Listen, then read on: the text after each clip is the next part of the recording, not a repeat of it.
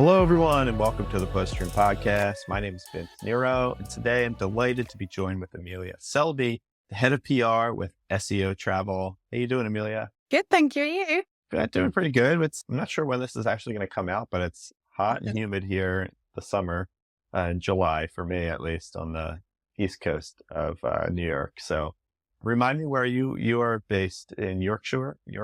Yes. Did I say that right? Yeah, so regardless of when it comes out, it will not be hot and humid. So it's raining. Just rain. Yeah. Before I get into any of this, I just want to remind everybody to like and subscribe, share this stuff with your friends. We have a newsletter, BuzzStream. The more subscribers, the more activity we get on this, the more I can have great guests like Amelia on here to talk about the great stuff that they're doing. Also, Amelia, SEO Travel was such a unique agency, and what you guys do is really, really cool. So I want to give you a chance to chat a little bit about what SEO Travel is and what makes you unique. Yeah, thank you. I mean, that's definitely kind of one of the reasons why we do try and reach out to spread the word, because I think as an agency, we are structured very different to other agencies, and we are kind of trying to raise awareness of kind of the model that we've adopted and how it can work for other businesses. So for context, SEO Travel was founded 13 years ago because our founder, Tom, basically felt that there wasn't a good digital marketing offering for small to medium-sized businesses. And he kind of wanted to create a solution for that size business that would effectively allow smaller travel companies to compete with kind of the really big industry Goliaths. 13 years on, small to medium-sized businesses are still really at the heart of what we do. And we kind of serve to offer affordable but really effective digital marketing services for that size business. It does mean that we have to be a lot leaner than other agencies in how we operate, and we can't splash cash on hundreds of different tools to make our lives easier. So yeah, as in the PR team and also kind of across the business, we've had to get really creative and rely on free tools and data in order to get big results. So that's kind of one of the reasons why we often have to maybe watch the bottom line at SEO Travel, but also, and probably what you're referring to, Vince, is we give all of our profits to charity. So 100% of profits go to two educational charities, one called Zarak, who's based where we are in Yorkshire, and another called Moving Mountains, which is more of an overseas charity. And we've given away, I think in the 3 years since we've had the business model, £100,000 to both of the charities. And I think the thing that we're really keen to push and to promote is that obviously, of course, giving and helping a good cause is at the heart of why we do it. But also it's not purely selfless. And we actually feel that we've created kind of what we like to call a virtuous circle.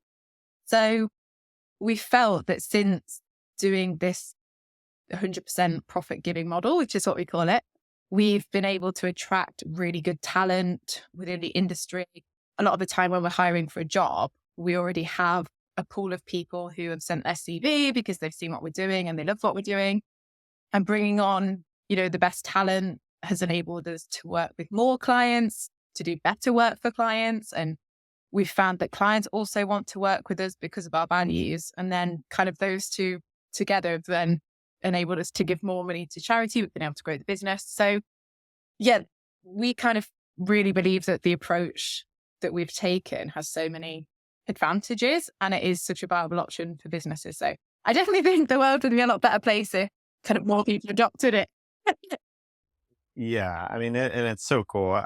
I've worked at some great agencies that have a charitable side and give to charities, but to be able to be a nonprofit as an agency, I love that. I think that's so cool. I mean, my head obviously immediately goes to this idea of like, how do you do that? Like, especially when it comes to like, I know it takes budget to do link building and to do great digital PR. So the first question I kind of wanted to ask is basically, if a brand has a lower budget, I'm assuming it's going to be a smaller, less known brand, right? Do you find that it is harder to build brand awareness and run campaigns for a smaller, less known brand? Let's start there. I mean, obviously well-known, bigger brands, it's easier to get coverage because it's a household name. So a journalist recognizes that, if they include a quote from a well-known name, their readers will be able to resonate because it's something that they would know. But I don't think that stops you from getting coverage just because you aren't one of those clients. So, for example, if you're trying to weigh in on a breaking news topic, so if you're doing newsjacking, then of course, being a well-known brand will go in your favor, obviously. And, if you're reading USA Today or CNBC and it's talking about airport chaos or destination popularity, you are likely to see the big names on there. However, we have got, some of our smaller clients, maybe clients that, have 3 people working for them and 2 are the owner, featured in places like the New York Times, USA Today, just by being on the pulse and being really quick to respond. And also just by offering a really unique and insightful response. I think a lot of the time journalists will just include the first good pitches that they get for their story. And kind of once they've filled up their story in their mind, they tend to then just ignore the rest. So I think that's one thing that small brands can do. It pays to be quick. A lot of the time that actually then does go in the small brand's favor because you're not having to get quotas signed off by heads off and C-suite and all of that. So actually that is where, smaller businesses shine. And I think the other thing as well that can help smaller brands cut through the noise of bigger brands is saying something different to what everyone else is going to say. So, if a journalist is asking for some insight into good travel deals, don't say, book early. So everyone's going to say the obvious stuff. Yeah. Yeah, like share something different, dish maybe some insider secrets, or maybe even just give an opposing view. That's definitely how we've been able to cut through the noise, because obviously journalists will just get the same tips, just written slightly differently. And if you can give them something that is going to, make their readers shocked or feel some sort of emotion, then it doesn't really matter. As long as obviously you are a credible travel brand, it doesn't matter how big you are. Yeah. So you've never had a journalist come back and say, like, we don't know who you are, right?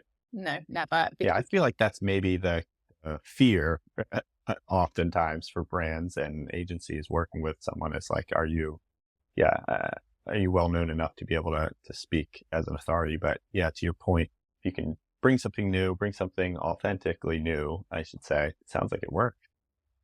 Yeah, definitely. And I think, bigger brands, when they send through a quote to a journalist, they probably don't have to explain who the business is. But maybe that's something that I do try and do for the smaller brands, is we kind of include a blurb below that highlights, the person who's commenting, how many years in the industry they've had, or if they've been, quoted elsewhere. That also helps. But I've never had someone, unless they think it behind my back, just don't bother replying.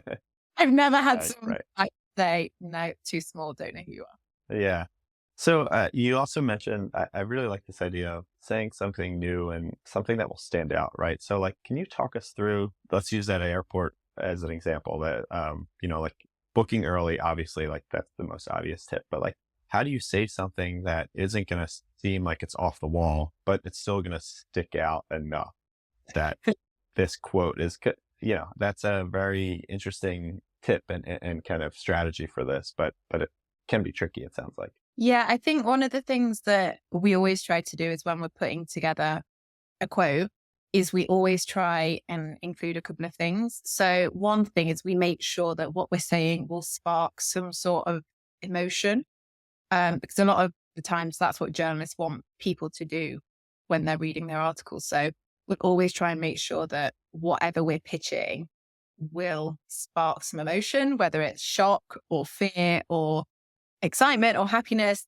That is one thing that we find is really successful with cutting through the noise. So, if we're talking about good travel deals, it might be that we give some insight into something that people really didn't expect to work, or something that might spark some sort of other emotion, and journalists really like that. So that's one of the tips that we always try to do. And something is we always try to include an anecdote, because it makes people be able to relate to the point and the tip a lot easier. And obviously that is a big plus for journalists with their readers. So even just by doing those two things, when we're kind of structuring our quote, we almost have a checklist of, when I read this, did I feel something? What was it? If I didn't, need to rework it. And also, have we actually included a real life example here? They're just things that, are so easy to do, and things that, anecdotes. Any travel expert will have hundreds of anecdotes, but it's something that a lot of people forget. Whereas that can really help you stand out. Yeah. And we're speaking specifically to like the quote pitching kind of side of digital PR. So we'll talk a little bit more about like some, content driven stuff, but I want to dig in a little bit more of the quote driven. What are your go-to sources or strategies for finding opportunities? Are there ones that are better for smaller brand? Can you speak a little bit more to that? Yeah. So there's lots of platforms that offer journalist requests and suggestions. And a lot of the time they are very expensive and small businesses just cannot afford them. But one thing that we find interesting, and it's something that I've kind of monitored over the years, is more often than not, if you use Twitter, X, whatever it's called, I still can't get that into my head. And you follow the hashtag journal request, a lot of the time we find that the request that we see on like a platform, for example, a journalist request platform, has already been on Twitter 2 hours earlier. So a lot of the time we just keep an eye on Twitter, the hashtag journal request, and it's just constantly journalists asking for insight. And that is obviously completely free. And a lot of the time you will probably, if you jump on it there and then, you'll probably beat the bigger brands who are waiting for it to appear on the platform 2-3 hours later. So that is a really good tip of just looking for on Twitter for journalist request. The other thing that we do quite a lot is we keep an eye on big publications and the journalists that we often see covering breaking news. So just keeping an eye on the journalists, keeping an eye on what type of journalists include quotes in their pitches, and even just putting feelers out to say, hey, I know you often like, insight from experts. These are my experts. If you ever need any support, I'm here, potentially sending through a few quotes. And we've been able to establish really good relationships just by doing that. Again, completely free, just by being inquisitive and keeping an eye on things. Yeah. Oh, I love that. Kind of the proactive quote pitching, like get on their roster. Okay. I want to shift gears a little bit now into something that you and I talked about and previously to this. And it's this idea of like, say you're pitching a quote. Are we looking to build links to a homepage, or are you doing more content-driven, content-led PR to get content there? Like what's the strategy for a smaller site? Yeah, realistically, for a small business, it's really important to make sure that you're literally getting everything out of your PR efforts that you can. So I think we often, for our clients, our PR is more with SEO as well in mind, and making sure that we're having an impact on the website and obviously helping to improve organic traffic. So basically getting the most out of it that you can. Obviously link relevancy and context is more important than ever. So for us, we always try and make sure that the links and the coverage that we get are going to relevant pages, because that's more likely to deliver the bigger results than just a link to the homepage. So what we'll try and do is, for example, like in the quotes, if we're including an anecdote, for example, we'll maybe think about, okay, maybe we'll use an anecdote of like one of the destinations that our clients travel to. And that way, maybe trying to get the journalist to link to that destination page rather than the homepage, right. Just trying to be as clever as possible. Yeah. And then another thing that we do as well is, and I think it's probably one of the most underutilized kind of tactics, are creating what we call content hubs. So rather than just hosting content that you're going to try and get links to on a blog, obviously when you do that, all of the link equity passes through the blog, which is obviously not the optimum place. So creating kind of these content hubs within commercial landing pages and then pushing the links through there, it's kind of making sure that the link equity is getting passed through the commercial pages instead, which are obviously the pages that the clients want to rank. So I think it's just with smaller brands, it's more about being more strategic with what we're doing and making sure that we literally are squeezing every last drop out of the PR that we're doing. Yeah. So just to clarify for me with the content hub idea, so like say it was you had a travel brand and the hub page was traveling to London, and you'd have kind of like a content hub on that page Yeah. that had all of your links to, your travel guide to London, top 10 dining places in London, that kind of, is that kind of thought? Yeah. So then you're getting links to the travel page rather than the individual blog Yeah. posts about it.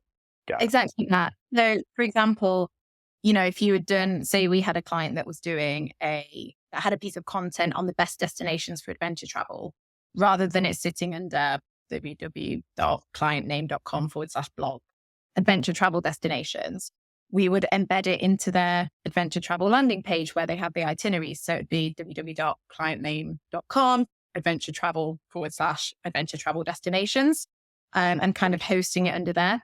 I think obviously it can be quite difficult depending on how the structure of the site is and whether you have that flexibility, but it's definitely something that we've started to do with some clients. And yeah, it's pushing the equity through the pages that we want it to go to. So yeah, that's been really, really good for us. Yeah, I like that. Yeah, and it probably works a little easier for a smaller site too. It's not going to be bogged down with so much. Yeah. So, okay, we've talked about quote pitching. We've talked a little bit now about kind of passing, link equity, content hubs. Let's get a little more into other kind of tactical advice that you have for low budget clients. What kind of content do you put out? Are there any kind of, we have like the asset-less content and then the content-led, digital PR. So like, let's break it down. I want to get into this. Yeah. So one thing for lower budget clients that we often think is obviously we don't do as much outreach for them as probably the big brands do, or kind of, we're probably doing the same sort of hero campaign, but over 3 months compared to 1 month, different agency. So one thing that we always try and do is kind of have the two approaches of, the reactive PR being very dynamic, the easy win so that you can jump on the timely stuff. But when we're putting together press releases or, bigger hero campaigns, focusing on things that are going to be a bit more evergreen so that, we can continue to use them in the future. So, for example, if you were had a health expert that was talking about how to make working easier during heat waves, that can obviously be outreached anytime throughout the year that we experience hot weather. So it's kind of trying to think of things that regularly happen. So, an jeweler thinking about celebrity engagements, you can create content that anytime a celebrity gets engaged, you can re-outreach it. So that's the other thing that we really try and think about with the clients. Obviously, we do need to have the timely aspect of getting them in the bigger publications, but creating that content that will work time and time again, that it might have taken us 3 months to put it together, but we'll also be able to outreach it for the next year because it's not outdated within a month. So that is one thing that we've found to be really successful. We've got, some campaigns that we probably created 2 years ago that we still outreach when the time's right. Yeah, And nice. how, we've been able to get the most out of the money for them. Do you update them so they look fresh right before you're pitching them? Yeah, I mean, we can update the data if it's, we did it last year and we were pushing it out again this year. So from 2023 to 2024, we would just look and re-update the data. But essentially it's the same campaign. And sometimes if we do update the data, we just in the subject line, right, 2024 instead of 2023 Right. and all of Yeah. again. Yeah. Yeah, I like that. Okay. So what about like the city index studies? I know like that's like a popular thing. You do that kind of bigger, more data heavy posts, I guess. So Yeah, we do. And I think that is also obviously in travel, it's something that kind of goes part and parcel with a lot of our clients. And we do the data heavy things, and all of the data that we use is free. We don't pay for any of the data sources. So there are essentially hundreds and hundreds of free data sources out there. And I think this is why the indexes work really well, because obviously you can't just take a piece of data that's already out there and re-report on the findings, because that's nothing new.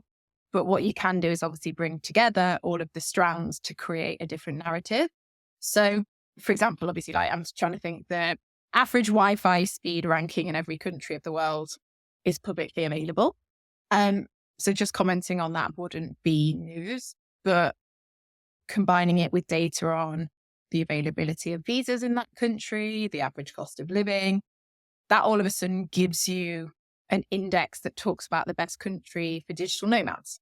So that is something that we did actually right at the beginning of the remote working trend. We essentially just pulled together these various data sets and into a new narrative, and it gave us something really, really newsworthy. And they were just pieces of data that were available online. We pulled it for every country, scored it, ranked it, got a campaign that got hundreds of links. And it is amazing enough every single time, because interestingly, that campaign, the Prime Minister of Thailand mentioned it on live TV. And Wow. the majority of it sat on my sofa. Yeah. So free data is, you can do kind of any of the big hero campaigns without the need for, expensive tools. Yeah. So do you do any like survey grabbing, nothing that's going to cost money. It's all just free data wherever you can find it based on whatever kind of idea. So I guess let's talk a little bit about how you kind of formulate those, because, if someone's trying to come up with a free data set to, or ideate a campaign where they can use free data outside of like an index, are there any other types of content that you can do that with? Let's talk about that a little bit. Yeah. One thing that I would say that I think has been kind of really pivotal towards being able to replicate what the big brands are doing is every time we see a big brand do a big hero campaign asset, I'll literally click on it and scroll straight to the methodology section and just try to understand how they've done Yeah. it. Yeah. And we basically have like this big bang spreadsheet of just all of these amazing campaigns that we've seen. And one of the columns next to the link is the methodology. So we, when we're trying to get creative and think about how we can do stuff, we'll basically just read through all of those methodologies to see if it sparks some sort of idea. So I think that's definitely a good place to start, because a lot of the time you can just do what the big brands are doing. So another thing, I think a good example of this as well is that was kind of a very big PR concept in recent years where, people were comparing state by state or regional or international data points for different places, whether it's like every city's favorite cocktail or these countries according to their local delicacies. And we had seen a lot of travel brands doing these graphics, and we saw the success and we wanted it for ourselves. So we actually did a campaign that we took the 7 wonders of the world and ran it through Google Keyword Planner, which is free. You have to have a Google Ads account set up. So doing, if you're doing PPC or ads for your account, but actually getting the data was free to use then if you already had that. So we essentially just took the list of the 7 wonders, ran it through every country, saw which was getting the most search volume in every different country. And it probably took me an hour or so max, and it was completely free. And we do obviously have an in-house designer who has made us this beautiful, map graphic to go alongside it. But there are so many free data visualization tools that you'd be able to create a map graphic to display the information. So that was simply because I had seen a map graphic. We sat down, we tried to understand how from the methodology they had done it, and thought, okay, well, we don't have access to that tool, but what other tool can we find search data on a country level? And a lot of the time there are free ways of doing it, definitely. Yeah. Do you ever get into like scraping data for free? Is that a free tactic in some way? Me personally, but the more techie people Yeah. are, yes. There is actually a free Chrome extension that will basically scrape everything on a web page. So, I've spoken to people within the PR industry who work for bigger brands, and they've got kind of these data teams that create tools in-house to do all of these amazing stuff. We just do not have the resource for that. I have this very lovely little Chrome extension that you can just pull everything on a screen and it kind of pulls it into an Excel format. It's called Instant Data Scraper, actually. On Google. Straightforward. Yeah. I've done Spotify campaigns with that where I've scraped Spotify playlists because it will just scrape whatever is on your screen. And, we've been able to say, oh, these are the most popular songs for studying or, housework or flying, just because of an instant data scraper, a free tool that, other people are probably paying for a data analyst in-house to do. So Yeah.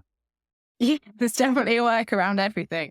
Yeah. Talk to me a little bit about client expectations for something like this. Like, I know for me, in my experience, like obviously like clients want everything to go viral, right? And that's not always going to be the case. So especially when you're working with a lower budget, like I know it can sometimes be hard to kind of squeeze the most out of a campaign, to use that term again. But yeah, how do you guys set expectations with this? I mean, is it just that the client knows when they're going into it, like, hey, we don't have a ton of budget, so we're not expecting a million links out of this? That would be neat. Okay. It's potentially worse with small clients because the person you're working for tends to own the business. So they're really passionate about their brand. But I think, one of the things for us is really setting expectations at the start. We're very clear with the average amount of coverage that we get for clients. We're very clear with the amount of outreach that we can do for the budget. And I think that's the thing that has really helped us, that when a client comes on board, we don't promise them the world just to get them to sign with us. We are completely honest and transparent. It's one of our big values. So I think that really helps setting the expectations at the start. And I think the other thing is we have the confidence and we know that for what we charge, they're very unlikely to be able to get as good a service and as good a result. So I think that's the other thing that I think once a client's worked with us for a while, we've had clients that have worked with us for years and years and years because they know that's the case. So I think as well, it's also believing in ourselves that that's the case. And, the client only needs to go and inquire somewhere else, and they also recognize that as well. So it's kind of setting expectations, and also we do offer for the work that we get and, the coverage that we do get. I don't think they'd get it for that price anywhere. Yeah. Okay, so we've talked a little bit about like the content ideation, and there's a few more questions I have around that, but I also want to make sure we hit like the outreach and that side of things. So let's start with like media lists, right? Like that's a big thing. Media databases, that's usually a big spend for PR agencies. Is that something that you work with? I mean, is that a no-negotiable, a non-negotiable, like where you have to have that to work, or can you build your own list? So for transparency, we do use a media database primarily because the way that our agency works is we probably work on 10 to 12 clients per person. So it does help us cut time. And obviously with how the business is structured, it had to be, when we got the media database cost signed off, we had to really report on the ROI, what hours it was going to save us in order to be able to do other stuff for clients. However, I would say that we probably only use it for 60% of the journalists that we reach out to. And we've only had a database probably for the last year and a half. So we never had one before that. So I do not believe that it is needed to get good results. I think if you're the sort of agency that does the scattergun approach where every piece of outreach is going to 100 journalists just because they once mentioned a keyword 6 months ago, probably should use the media database. But if you're more targeted and more strategic, which I think is more important for smaller clients, you definitely do not need a media database to get good results. We've also found recently that media databases tends to have a lot of staff writers on there. And we particularly found in the travel industry that when you see these lovely roundups of, the best villas in Spain, it tends to be the staff writers are including the clients or the businesses that they can get affiliate links through. So Uh, just can't do that. So a lot of the time, we and our client get the links by targeting the freelancers because they obviously there's no benefit to them of including an Airbnb link. So that's the sweet spot, and they don't tend to be on media databases. So yeah, we find them through Twitter or Google, or just scouring the publications that we want links in order to find who's regularly kind of writing for those publications. So yeah, and I think the other thing as well that I think if you're savvy, most publications follow the same or a similar email pattern. So if you can find the email address of someone working at that publication, you can often guess the details of the person you want to contact. Anyway, at least after 2 or 3 attempts. So yeah, I definitely don't. right. It would not be if I had to have an expense, could have one expense, it wouldn't be a media database at all. Yeah. What would it be? Probably an outreach tool. That is Yeah. saving time. I have Right. sat there with an Excel spreadsheet of 100 people and sent the emails out manually, and it's soul destroyed. Yeah. Yeah. That was a really interesting insight. The idea of like building relationships with freelance journalists rather than staff writers. I mean, do you find that you're able to lean on repeat coverage from similar, like obviously, like you're in the travel space, right? So there's like a finite number of travel publications. So does it sounds like it behooves you to really cultivate these relationships with even the staff writers, but it sounds like journalists probably a little better because they maybe write for multiple travel publications. So is that something that you found beneficial, I guess? Yeah, definitely. I mean, in the UK, we have a freelance journalist that we have a really good relationship with on regards of one of our clients who is a luxury to travel provider. And the journalist only writes about active travel. He'll do like, the best long active travel trips in January. And then in February, he'll write something else about active travel. And we can almost guarantee that every time he writes an article around it, our client will be included. And that has just come from continuously sending him the new trips, being the one that, sends them a new insight. Oh, this has literally just happened in, I don't know, Catalonia, and we've got a trip there. So maybe you should include it in your next roundup because do you know that this has happened? Just being generally helpful to them. And we've been able to foster really good relationships with freelancers that we almost have the confidence that if he writes an article, our client will be in it. And the other thing that's really good about freelancers is they write across a range of publications.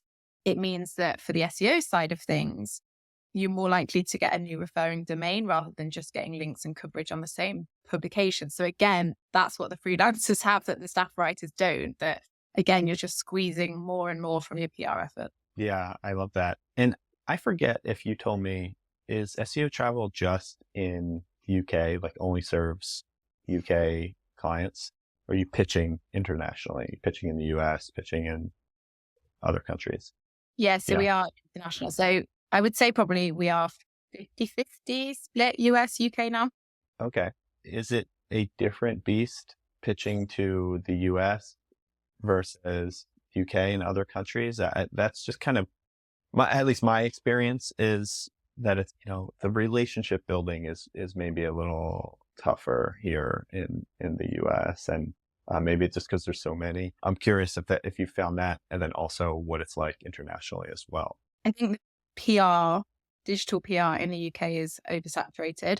So it's very hard to get relationships with journalists in the UK because when you hear how many emails some of them are getting each day, they obviously just, if they see a story that they like, they open the press release, they write it, and that's it. They don't need to communicate. Sometimes the story just comes up. Oh, lovely. Okay. However, the time in the US, I don't think I've ever got US coverage when a US journalist hasn't told me that they're going to cover it. It is a completely different, beast. I think the UK is so oversaturated that it's harder to have that relationship to, say, hi, how are you? They don't need the chit chat. Yeah, They they just, don't care. then the US, definitely more. It's a lot easier to have the relationships, the backwards and forwards, and to say, oh, and also here's another story that, for another client, if you are looking. So it is hard, and kind of trying to navigate that is difficult. And I always say this to everyone, but Canadian journalists, I absolutely love pitching Canada. If I can Canada in a top 10 and I get to pitch to them, they're great. Every Canadian is very nice. Every Canadian I've met. Yeah, that's really interesting. So I would have thought it was the other way around, but this actually kind of shines some light into a lot of the conversation that we've had internally and like with other guests around personalizing emails, right? So like we talk a lot about putting those little like, hey, I saw you wrote this article about XYZ. I loved the, whatever part of it.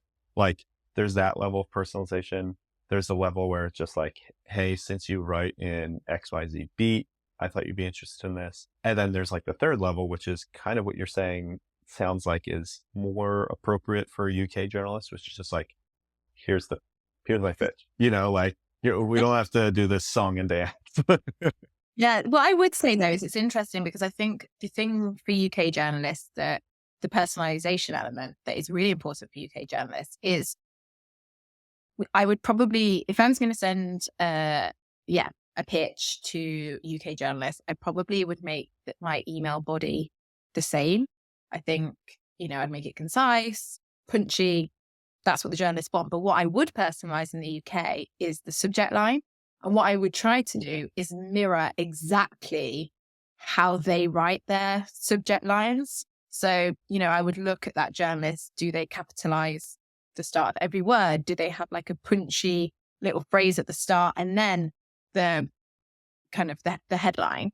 And that to me, Yeah. they scan through their inbox. They see something written exactly how they would write it, and it stands out. So Americans, I'm asking how they are and if they're having a nice day. Look at this article. I'm just writing the headlines for them. So I think, personalization is still really important.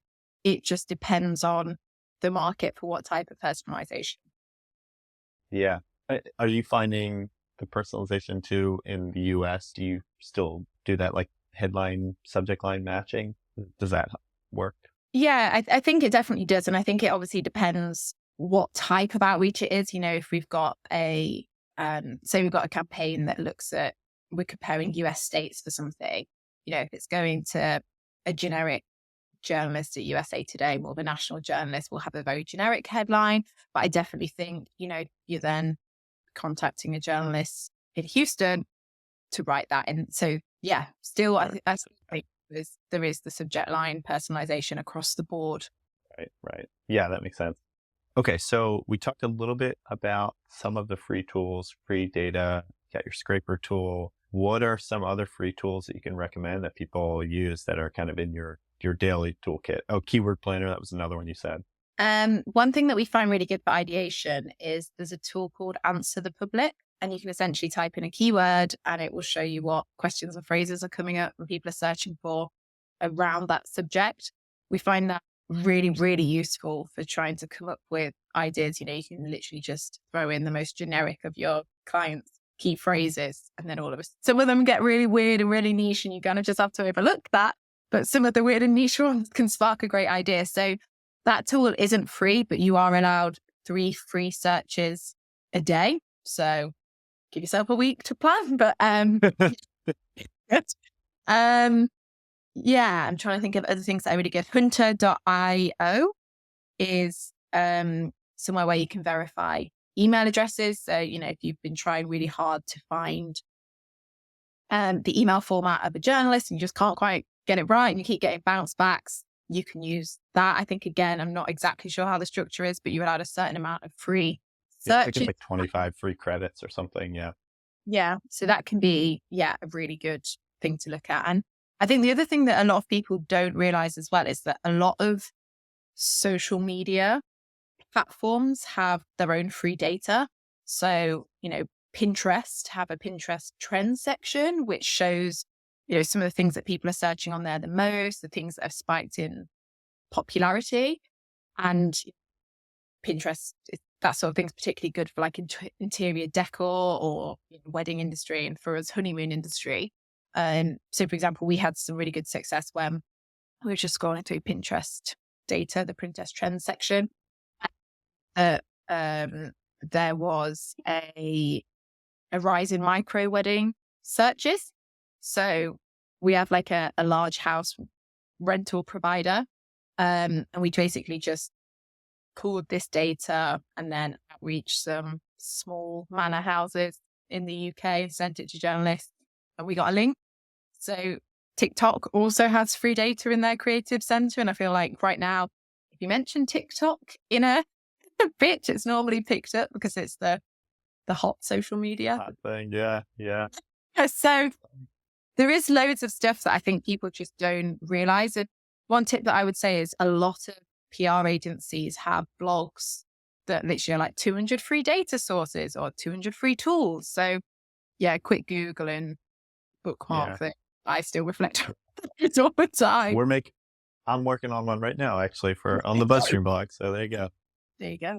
Yeah. Okay. That's super helpful. So last thing I want to get here is something that you mentioned earlier.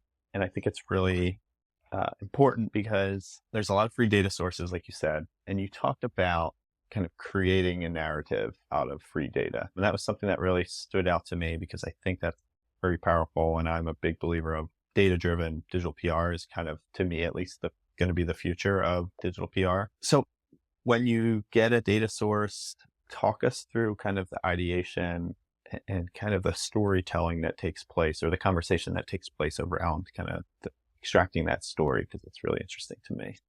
Yeah, so I guess it can kind of work from two different angles. So it can either be we've sat down and we've identified, a trend that is happening, something that people are talking about. So use an example for ease. When we were just coming out of COVID, so I think it was 2021. A lot of people were talking about obviously the fact that we were all working from home, and in the business sections of kind of the news, they were talking about how they thought remote working and hybrid working was going to be here to stay. And we all of a sudden thought, okay, so what does that mean for travel? People are going to be working abroad. There's going to be workations. And it was before kind of the travel applications had started talking about it. And we were like, hang on, there is a thing here that is going to be huge. How do we create the data, the narrative, the story around it? And so we basically just sat down and we thought, okay, so if we were going to look at the best places to do a workation around the world, what to us as people who could feasibly do it would be the main considerations? So we sit down and we start to talk about the different data points that, would matter to someone who was doing a workation. So the speed of the internet, how safe it is at night, or, the general cost of living there, how much beers cost for an after work beer, all of the important things. And then we basically scouring the web for those data points. And, we were able to find them on places like there's some websites called Numbeo and Nomad List, which essentially just compare cities around the world on different price points and safety elements. And it's all user fed. And we were able just to bring together all of these data points and take the story to journalists just as people were starting to talk about workations. So you kind of got that where it can be led by the trend already and just kind of pulling it together.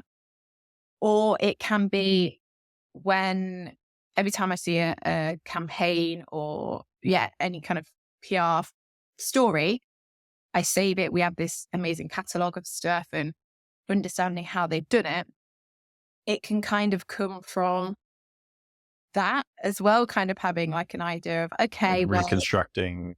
Yeah. Or if we're like, oh, these used data on the most lit up cities at night, and they used this really cool data tool that when you hover over a city, it shows you exactly how much light pollution there is in this city. Okay, that's a really cool data set, piece of data that's free. What clients do we have? Click around and all understand, okay, well, what cities are the most lit? Are there any cities lit up that we wouldn't have expected to be lit up, aside from like New York and Tokyo and London? Oh, that really small island is really lit up. What's going on there? And using the data, playing around, being creative with it to then find the story. So I think that's the thing. I think sometimes you can have the idea first and it's easy to find the data points.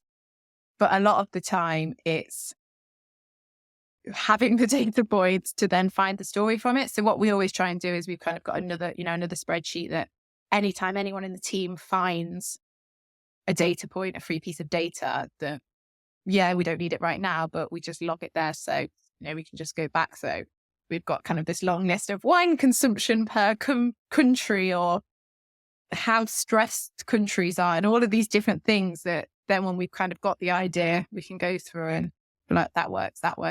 So those are kind of the two ways that we approach it.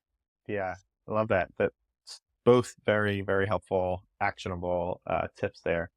So Amelia, I want to also give a chance to kind of give some inspiration maybe for agencies or people who are thinking of adopting this model that you have at SEO Travel.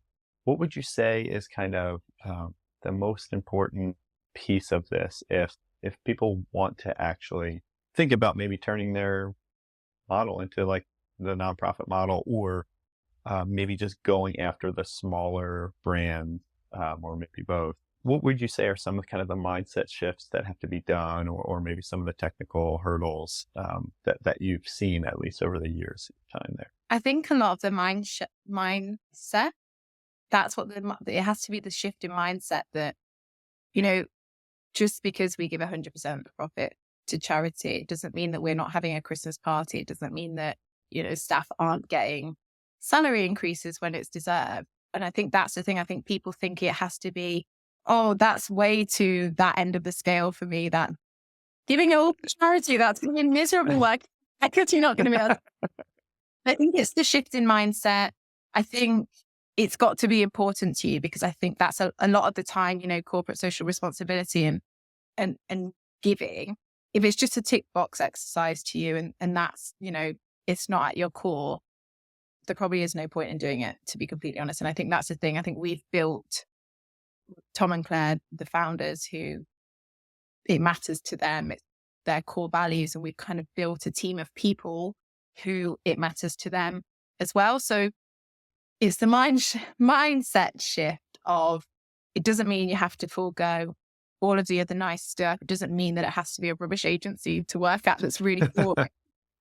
It also has to be genuine. I think that's the other thing, that, you have to genuinely believe in it for it to work. Yeah.